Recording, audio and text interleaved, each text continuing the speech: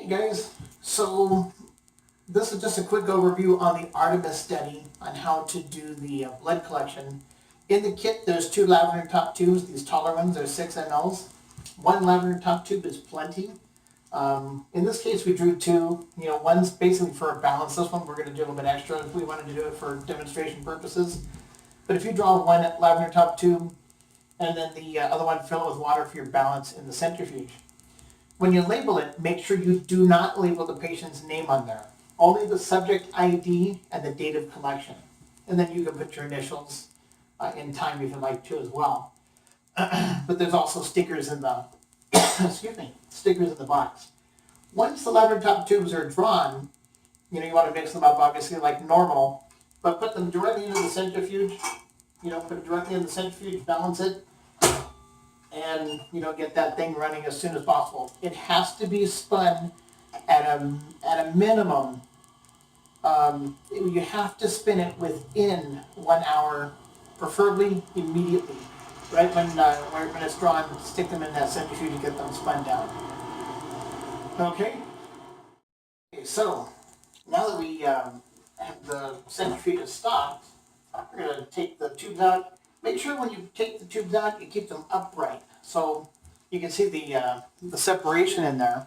You see how it's kind of, how you have the plasma at the top, you have a little bit of a buffy coat, a little white layer, and then you have the red cells in the bottom. If you mix it up, if you tip it over or anything, that's going to mix back up, and you don't want to do that. You want to keep this, so we're going to pipe that off just the plasma, and we're going to put it into these little cryo vials that are supplied. They're pretty much like this. They may be a little bit different in each one of the kits, but this is kind of how I do it. I kind of put them all in my little fingers like this because it just makes it easy. I'm going to turn them a little bit so that way I can see.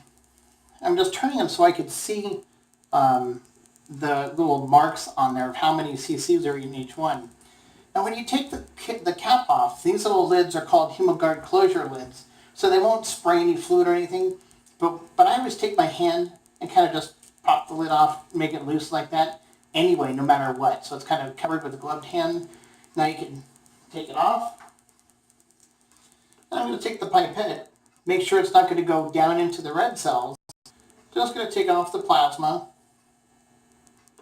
like this. And we're just going to put basically 1.25 in each one. It could even be like 1 mil. We're going to get a little bit more, get pretty close to those cells, but without getting the red cells in there. And we're just going to put a little bit in each one. Basically what you want to do is you want to have at least 3 cryo vials. You can go for a little bit more. There's just a tad bit more. And then what I do is you just take this, toss the whole thing, we'll put it in the sharps container. And so now I'm going to put the lids on these little things.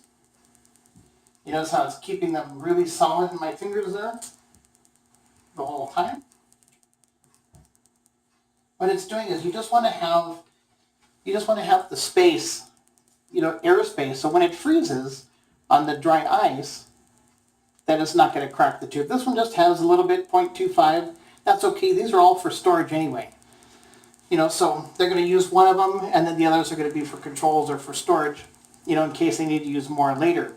So now we have those, and then they're going to go into the box with dry ice. Remember, dry ice is 109 below zero, so not to touch it.